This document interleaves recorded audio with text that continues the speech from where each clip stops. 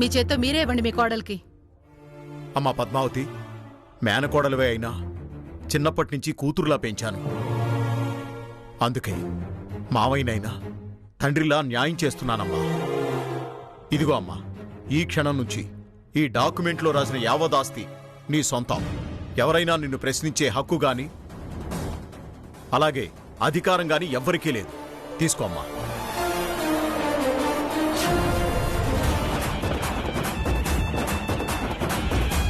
తీసుకోమ్మా, తీసుకోమ్మా.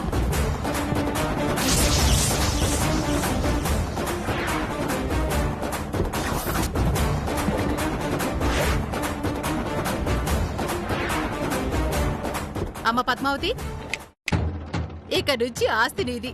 నువ్విక్కడి నుంచి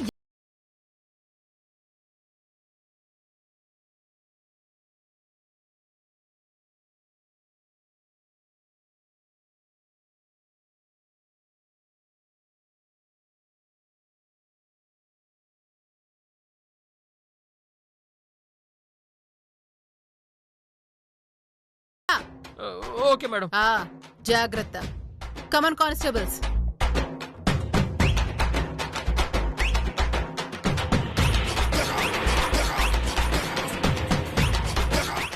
బావా, నిన్ను మార్చుకోవడానికి నాకిక అవకాశం లేదు అనుకున్నాను.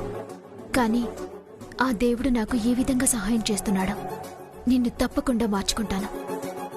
మావయ్య గారు, లోపలికి వెళ్దామా? వెళ్దామమ్మా. రై శ్రీనివాసులు, అలా చూస్తావేమిట్రా? ఇందాక విసిరేసావు కదా ఈ బ్యాగు, లోపలికి తీసుకురానన్నా. నేనా? నువ్వే. పదండి.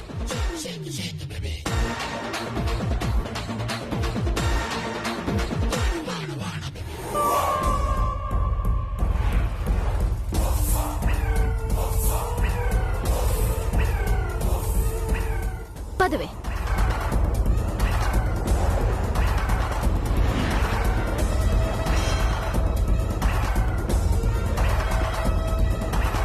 బావా, బ్యాగు తీసుకుని త్వరగా లోపలికి రా. లేదంటే మా పద్దు మనసు మారొచ్చు, నీ మొహానికి తలుపులు వెయ్యను వచ్చు. పదవే పద్దు. దేవుడా, ఏదో అనుకుంటే ఇంకేదో చేసావేమిటి స్వామి?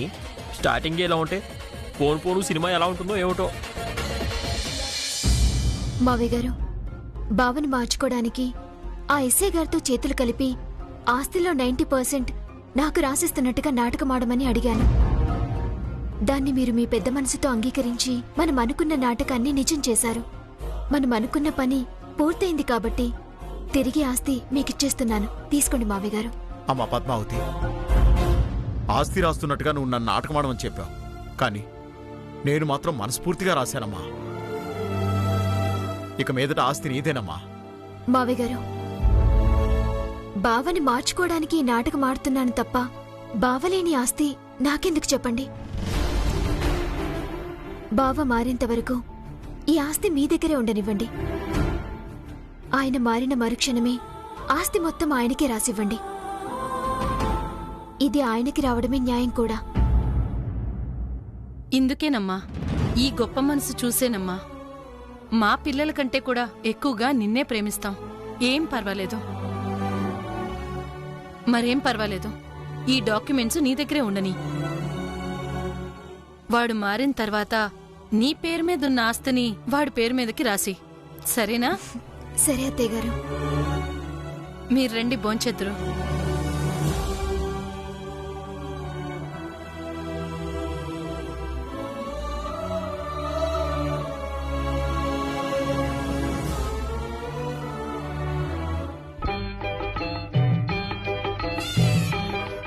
బ్యాగ్ ఎక్కడ పెట్టమంటావు పద్మావతి?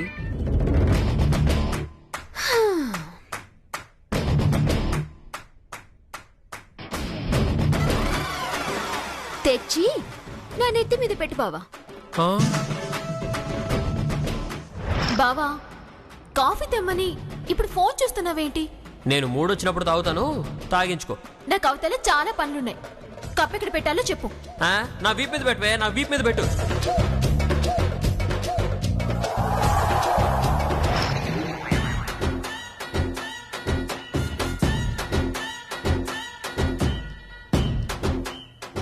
ఏమిటి పద్మావతి, ఆస్తి రాగానే ఇలా మారిపోయావు? నేనేం మారలేదు బావా, నువ్వే నన్ను మార్చేశావు. అయినా అప్పుడే ఏమైంది, రేపటి నుంచి ఉంటుంది చూడు మన పర్ఫార్మెన్స్, చూసి పిచ్చెక్కిపోతుంది. ఇంతకుముందు ఎంత మంచిదానిలో ఉండేది, ఇప్పుడు ఆస్తి రాగానే ఎలా మారిపోయింది ఇది. దీనిలో ఇంకా ఎన్ని షేడ్స్ చూడాలో ఏమిటో. ఏం బావా అలా నిలబడ్డావు? బ్యాగ్ లోపల పెట్టు. అలాగే పద్మావతి. వెళ్ళు.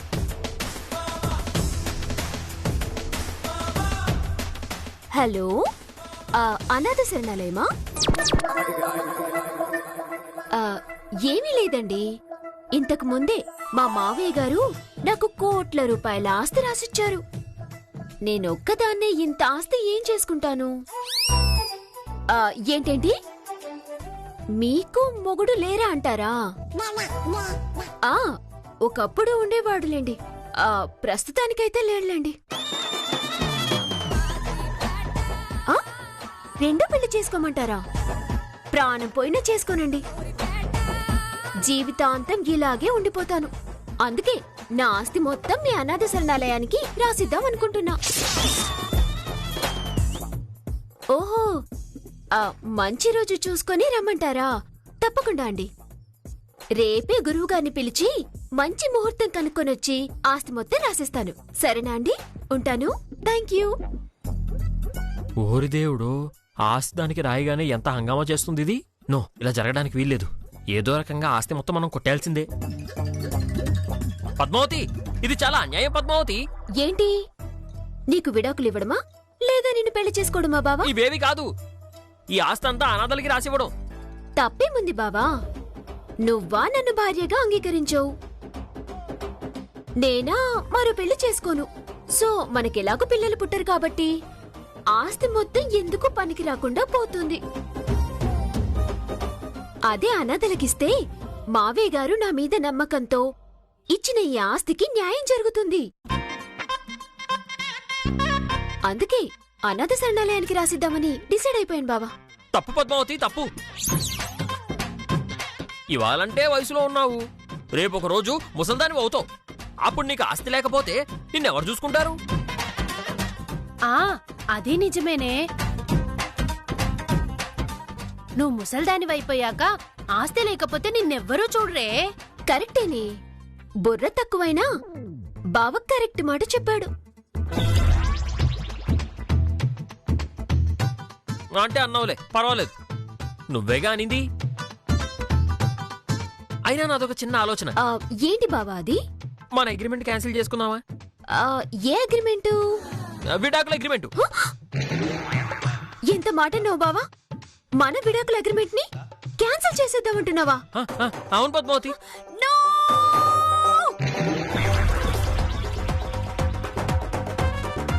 యూట్యూబ్ కి కార్ ట్యూబ్ కి మధ్య ఉన్న అగ్రిమెంట్ ని క్యాన్సిల్ చేసుకోవచ్చు. ఫేస్బుక్ కి ఫేస్ క్రీమ్ కి మధ్య ఉన్న అగ్రిమెంట్ ని కూడా క్యాన్సిల్ చేసుకోవచ్చు. ఆఖరికి కార్ కి మన డోర్ కి మధ్య ఉన్న అగ్రిమెంట్ ని కూడా క్యాన్సిల్ చేసుకోవచ్చు. మనిద్దరి మధ్య ఉన్న అగ్రిమెంట్ ఎలా క్యాన్సిల్ చేస్తావు బావా? పద్మావతి, నువ్వేం మాట్లాడుతున్నావు నీకన్నా అర్థమవుతుందా? నీకర్థమైందా? లేదు. మరి నీకర్థం కానిది నాకెలా అర్థమవుతుంది బావా? నీకన్నా మేధావినా నేను? కరెక్టేలే పద్మావతి, నాకు అర్థం కాదు నీకెలా అర్థం అవుతుంది? అంటే మన విడాకుల అగ్రిమెంట్ క్యాన్సిల్ కాదంటావు? మళ్ళీ అడిగావా బావా? నో నో, వద్దు, చాలు, నాకు అర్థమైపోయింది. కాకపోతే ఒక చిన్న రిక్వెస్ట్. ఏంటది? ఉన్న ఆస్తి మొత్తం అనాథలకి రాసిచ్చేసి నువ్వు అనాథగా మిగిలిపోకు. నీ నిర్ణయాన్ని మార్చుకో ప్లీజ్. సరే బావా, నువ్విలా ఎక్కెక్కి ఏడుస్తూ కింద పడి దొర్లుతున్నావు కాబట్టి నా నిర్ణయం మార్చుకుంటానులే. నేనా? నేనెక్కడ దొరలేను? దొరలేను. సో నేనొక స్ట్రాంగ్ నిర్ణయం తీసుకున్నాను. ఏమిటది? నేను నా ఆస్తిని అనాథ శరణాలయానికి రాయకుండా ఎవరో ఒక అనాథని తెచ్చి దత్త తీసుకుంటాను. వాడికి నా ఆస్తి మొత్తం రాసిస్తాను. ఎలా ఉంది నా ప్లాన్? పెనంలోంచి పొయ్యిలోకి పోయినట్టుంది. ఏంటి, పెనంలోంచి పొయ్యిలో పడ్డావా? కాదు, బ్రహ్మాండమైన ఐడియా అంటున్నాను.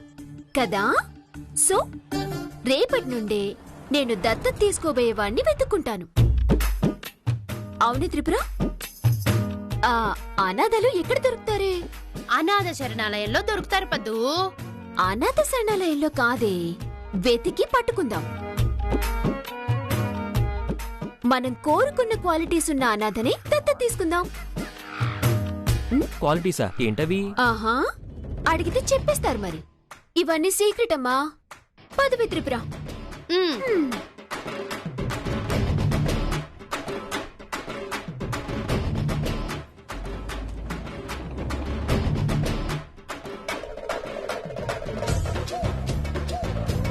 ఏమిటే, నువ్వే అనాథని వెతుక్కొని తెచ్చుకుని పెంచుకుని వాడికే ఆస్తి రాసిస్తావా? పిచ్చిదానా, ఆ అవకాశం నీకెందుకిస్తానే? నేనే ఒక అనాథగాడిని తీసుకొచ్చి నీకు అంటగట్టేసి నీ ఆస్తి మొత్తం వాడికే రాయించేస్తాను. అలా రాయించకపోతే నా పేరు శ్రీనివాసే కాదు. ఇప్పుడు నాకు ఈ అనాథగాడు ఎక్కడ దొరుకుతాడు? బావా బ్యాగ్. తెస్తున్నా తెస్తున్నా.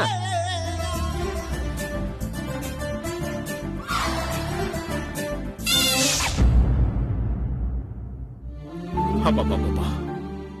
జరిగిందంతా కళా నిజమా అనిపిస్తోంది. అరే, ఏ రాక్షసునైతే మనం ఇంటి నుంచి పంపించాలనుకున్నామో అదే రాక్షసి మన ఇంటి కోడలిగా రావడం ఏంటి? మన దరిద్రం కాకపోతే. అవునండి, వాడు ఎన్ని జన్మలు పాపం చేసుకుంటేనే కాని అది మన ఇంటి కోడలుగా రాదండి.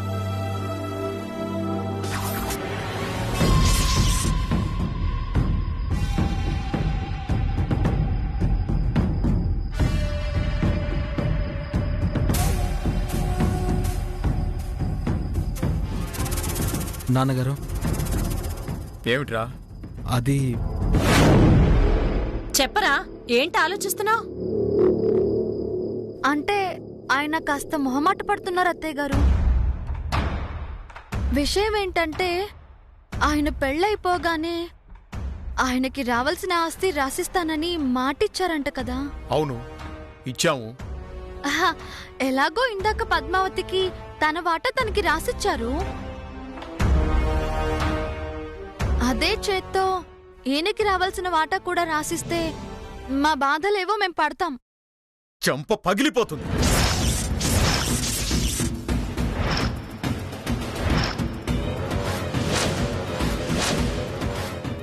అని నేననటం లేదు మావయ్య గారు, గోవింద్ గారు అంటున్నారు. అవును నాన్నగారు, మీరే చెప్పారుగా పెళ్ళైన తర్వాత నీ ఆస్తి నీకు రాసిస్తానని. నాకు రావాల్సిందేదో ఇచ్చేస్తే మా బతికేదో మేము బతికేస్తాం. ఏమిట్రా బతికేది? ఇద్దరూ కలిసి నాటకాలు ఆడుతున్నారా? నాటకాలు కాదు నాన్నగారు, నిజమే చెప్తున్నాను.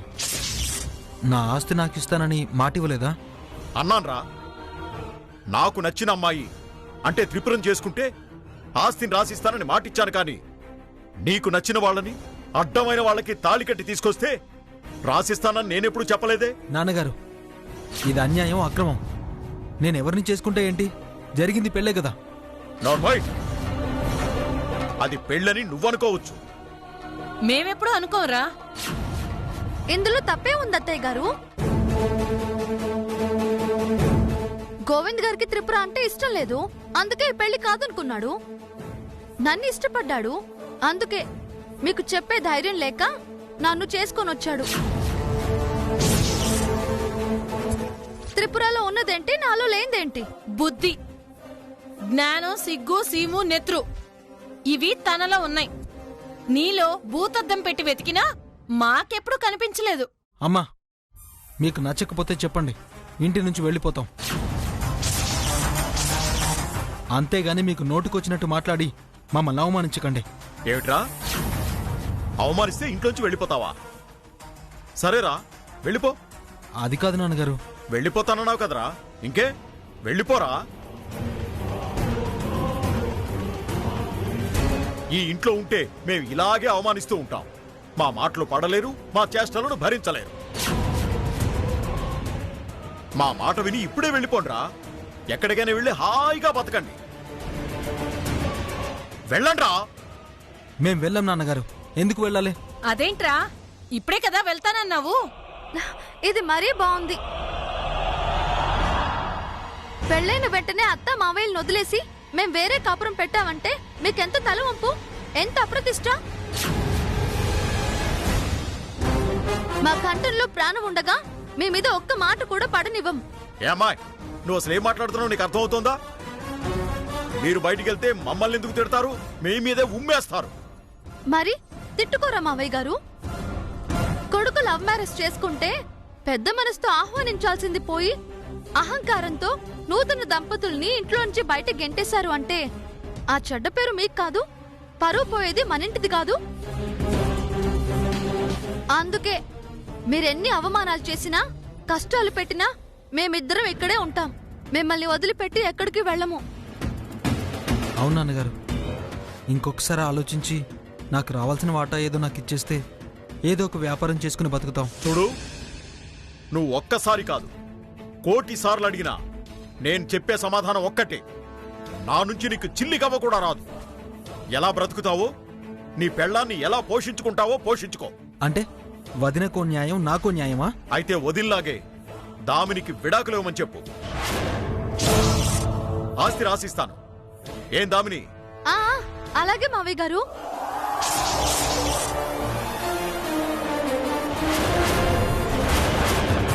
చూసావరా, విడాకులు ఇవ్వమనగానే మెడలో కట్టిన పసుపు తాడు ఆరక ముందే విడాకులు ఇవ్వడానికి సిద్ధపడిందిరా. ఛీ! ఓ నాయనో, తొందరలో డబ్బు మీద ఆశపడి ఇది మర్చిపోయానా? దీన్ని నమ్ముకుని ఎలాగరా బతుకుతావు? ఏం బతుకుతాడు? నేనే విడాకులు ఇస్తాననలేదు. డబ్బు కోసం ఆశపడేదాన్నేం కాదు. ఇంతకీ ఆస్తి ఇవ్వనంటారు అంతేగా? అంతేరా, ముమ్మాటికి అంతే. ఈ రోజు రాత్రికే మీ శోభనం. అదైపోగానే పెట్టాపేళ సర్దుకొని మీ పుట్టింటికి తీసుకెళ్ళు. లేదంటే ఏ అద్దిల్లో చూసుకొని వేరే కాపురం పెట్టండి. ఏం మాట్లాడుతున్నావమ్మా? ఈ రోజు రాత్రికి శోభనం ఏంటి? మరి పెళ్ళైన వాళ్ళకి శోభనం చేయకపోతే ఇంకెవరికి చేస్తారా? ఈ రోజు రాత్రికే ఏర్పాట్లు చేస్తున్నాం. తెల్లవారే మీ దారి మీరు చూసుకోండి. చెప్తా, ఎవరి దారి ఎవరు చూసుకుంటారో నేను చూస్తా. మనం మాట్లాడుకుందాం పద గోవిందు.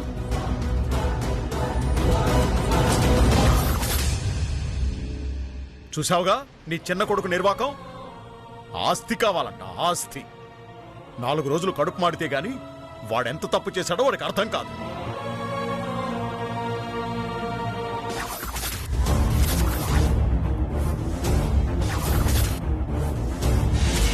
చూసారా గోవిందు, మీ నాన్నగారు ఎంత మాట అన్నారో? ఆయన ఇచ్చిన మాట మీద నిలబడి నీకు రావాల్సిన వాట నీకు ఇస్తాడు అనుకుంటే నచ్చిన అమ్మాయిని చేసుకోలేదని పైసా కూడా ఇవ్వనన్నాడు. ఇప్పుడు మన పరిస్థితి ఏంటి? ఆస్తి సంగతి పక్కన పెట్టు. రాత్రి మన ఇద్దరికి ఫస్ట్ నైట్ అంట. దాని నుంచి ఎలా తప్పించుకోవాలో ఆలోచించు. తప్పించుకోవడానికి ఏముంది గోవిందు? పెళ్ళయ్యాక ఫస్ట్ నైట్ ఎలాగో నేచురలే కదా. ఏంటి న్యాచురల్? మన ఇద్దరికి ఏమైనా నిజంగా పెళ్ళైందా న్యాచురల్ గా ఫస్ట్ నైట్ చేసుకోవడానికి? అంటే మనిద్దరికి నిజంగా పెళ్లి జరగలేదనుకో, కానీ మీ అమ్మ నాన్నల దృష్టిలో మనిద్దరం నిజంగా మొగుడు పెళ్ళాలమే కదా. కరెక్టే, వాళ్ళ దృష్టిలో మాత్రమే మన ఇద్దరం మొగుడు పెళ్ళాలం. నీ మెడలో ఉన్నది నిజమైన తాళి కాదని, అది నీ చేతులతో నువ్వు వేసుకున్న తాళి అని, దానికి ఎప్పటికీ విలువ లేదని మన ఇద్దరికీ తెలుసు. అవుందామని ఎవరికి ఏం చెప్పాలో, ఎవరి హెల్ప్ తీసుకోవాలో నాకు అర్థం కావట్లేదు. ప్లీజ్ దీని నుంచి బయటపడే మార్గం చెప్పవా? ఇక్కడ నుంచి బయటపడే మార్గం లేదు, కానీ ఈ పెళ్లి తప్పించుకునే బ్రహ్మాండమైన ప్లాన్ నా దగ్గర ఒకటి ఉంది. ఏంటి? ఈ పెళ్లి తప్పించుకునే మార్గం ఉందా? అదేంటో చెప్పు మాయా, ప్లీజ్. నువ్వు అర్జెంటుగా ఇంకొక అమ్మాయిని పెళ్లి చేసుకోవాలి. ఆటోమేటిక్గా ఈ పెళ్లి ఆగిపోతుంది.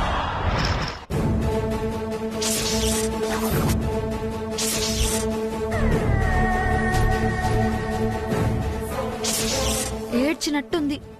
సంవత్సరం లోపు ఈ త్రిపురనే కాదు, ఏ అమ్మాయిని గోవిందు పెళ్లి చేసుకోకూడదు. కానీ ఈ పెళ్లి ఆగాలి. ఎలా? అయితే దానికి కూడా నా దగ్గర ఒక ఐడియా ఉంది. ఏంటది? ఎవరినైనా పెళ్లి చేసుకున్నట్టు యాక్టింగ్ చేస్తే? ఏం మాట్లాడుతున్నావు? అవును, సంవత్సరం లోపు పెళ్లి చేసుకోకూడదు అన్నాడు, కానీ పెళ్లి చేసుకున్నట్టు నటించకూడదు అనలేదుగా. అవును కరెక్టే. బ్రహ్మాండమైన ఐడియా గోవిందు. అవును గోవింద్, ఎవరో ఒక అమ్మాయిని చూసి ఆ అమ్మాయితో నీకు పెళ్ళైపోయినట్టుగా మీ అమ్మ నన్నల్ని నమ్మించినట్లయితే ఈ పెళ్లి ఆగిపోతుంది, నీకు పెళ్లి కాకుండా ఉంటుంది. ఎలా ఉంది ఐడియా? ఐడియా చాలా బాగుంది, కానీ ఇప్పటికిప్పుడు పెళ్లి చేసుకున్నట్టుగా నాటకం ఆడడానికి ఆ అమ్మాయి ఇక్కడ దొరుకుతుంది. అదేం పెద్ద సమస్య కాదు. ఇదిగో దామిని ఉంది కదా, మీరిద్దరూ పెళ్లి చేసుకున్నట్టుగా నాటకం ఆడండి. కరెక్ట్, బ్రహ్మాండమైన ఐడియా.